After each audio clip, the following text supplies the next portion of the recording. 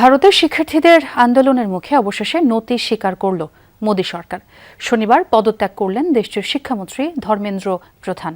সামাজিক মাধ্যমে দেয়া পোস্টে তিনি জানান, দেশ বিরোধীরা যাতে শিক্ষার্থীদের আন্দোলনের ফায়দা নিতে না পারে তা নিশ্চিত করতেই এই সিদ্ধান্ত নিয়েছেন তিনি।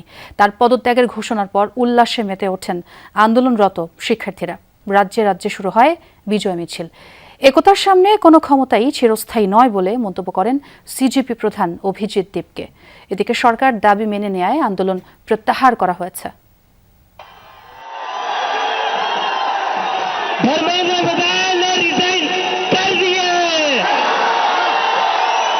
এই ঘোষণা বিজয়ের।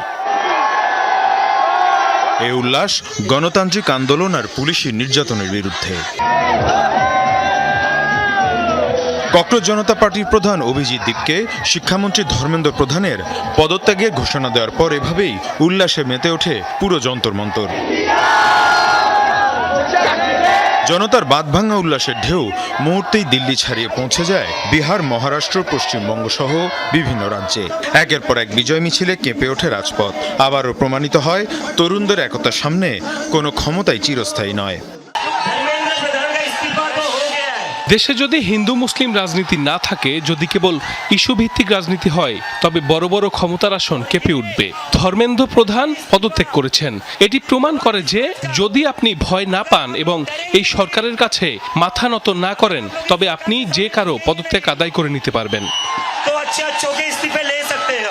দুদফা আলোচনার মোদির একের পর এক ভিডিও বার্তার পরও যখন অনড় আন্দোলনরত শিক্ষার্থীরা, তখন নতি স্বীকার করতে বাধ্য হল ভারতের কেন্দ্রীয় সরকার। অবশেষে স্থানীয় সময় দুপুরে পদত্যাগপত্র জমা দেন শিক্ষামন্ত্রী ধর্মেন্দ্র প্রধান। শিক্ষা ব্যবস্থার আমূল পরিবর্তন, শিক্ষামন্ত্রীর পদত্যাগ সহ বিভিন্ন দাবি নিয়ে প্রায় ১.৫ মাস ধরে চলছে আন্দোলন। এক পর্যায়ে বিক্ষোভকারীরা পার্লামেন্ট অভিমুখে কর্মসূচি ঘোষণা করে, তবে পুলিশি বর্বরতার সামনে তা পরিণত হয় রক্তক্ষয়ী সংঘর্ষে। যন্তর মন্তর থেকে আন্দোলন ঢেউ ছড়িয়ে যায় দেশের প্রায় প্রতিটি রাজ্যে। আন্দোলনে যোগ দেয় কংগ্রেস, আম আদমি পার্টি, সমাজবাদী পার্টি, তৃণমূল কংগ্রেস সহ বিভিন্ন দল। নড়ে ওঠে বিজেপি শাসিত কেন্দ্রীয় সরকার। শিক্ষামন্ত্রী ধর্মেন্দ্র প্রধানের পদত্যাগ আমাদের শিক্ষা ব্যবস্থা পুনর্গঠনের পথে এক গুরুত্বপূর্ণ পদক্ষেপ। দেশের সংবিধান, গণতন্ত্র আর নিজেদের ভবিষ্যৎ রক্ষায় যেসব তরুণ রাজপথে নেমে জয় ছিনিয়ে এনেছেন, সেই সাহসী শিক্ষার্থীদের জানাই অভিনন্দন। এদিকে আন্দোলনকারীদের সাথে বিকেলে আবারও আলোচনায় বসে সরকার। একে একে বিক্ষোভকারীদের সব দাবি পূরণের ঘোষণা আসে মোদী প্রশাসনের পক্ষ থেকে।